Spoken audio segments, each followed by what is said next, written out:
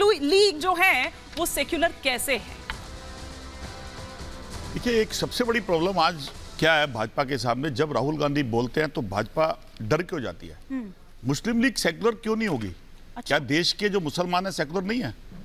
क्या देश के 145 करोड़ जनमानस में मुसलमानों का अधिकार नहीं है? क्या मुस्लिम लीग के अंदर कोई एक खराब होगा तो सारे को हम ब्लेम कर देंगे? विद्वेष और घृणा की राजनीति के ऊपर राष्ट्रवाद का सर्टिफिकेट बांटने वाली भाजपा के नेता प्रवक्ता जब उनके नंबर 1 के पद पर रहने वाले हमारे देश के प्रधानमंत्री संवाद दो का ना करे और मन की बात करे, तो उनकी सोच ऐसे होने पे ना तो हंसी आती है ना गुस्सा आता है, क्योंकि अज्ञानता ज्यादा दिखती है। अरे 145 करोड़ जनमानस में 2014 से आपके तब शासन के काल के बाद 9 साल के सत्तारूढ़ के अंदर भाजपा के इस देश में है, जबकि देश हिंदुस्तान है जिसको आप अपना कहते हो, राष्ट्रवाद बांटते हो। तो अगर मुस्लिम लीग की बात राहुल गांधी कहते हैं और राहुल गांधी तो सांसद भी नहीं है, फिर आप घबराते क्यों उनसे?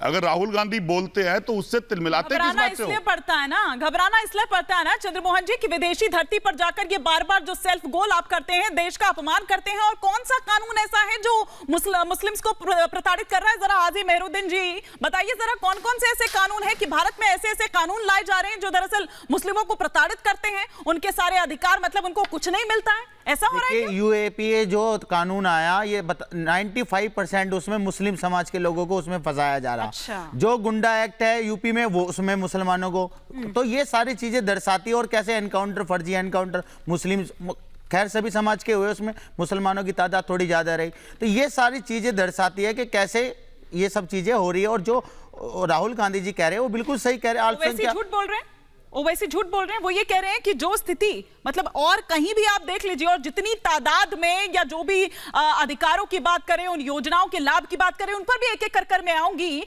जितनी इस भारत में है, अपने देश में है, उतनी और कहीं नहीं है। मतलब अगर ओवैसी बोल रहे हैं तो वो गलत बोल रहे हैं? ओवैसी गलत है, राहुल गांधी गलत है?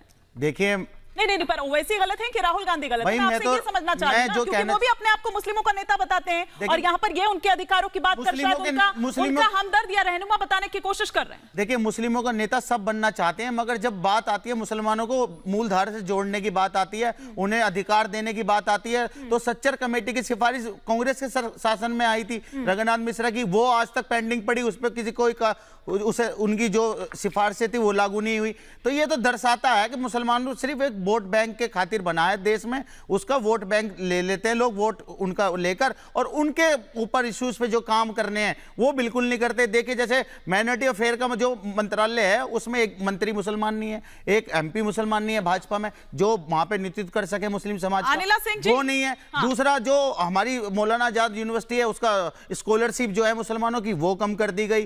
तो ये धीरे धीरे हर चीजों को टारगेट करा जा रहा है उनके। तो ये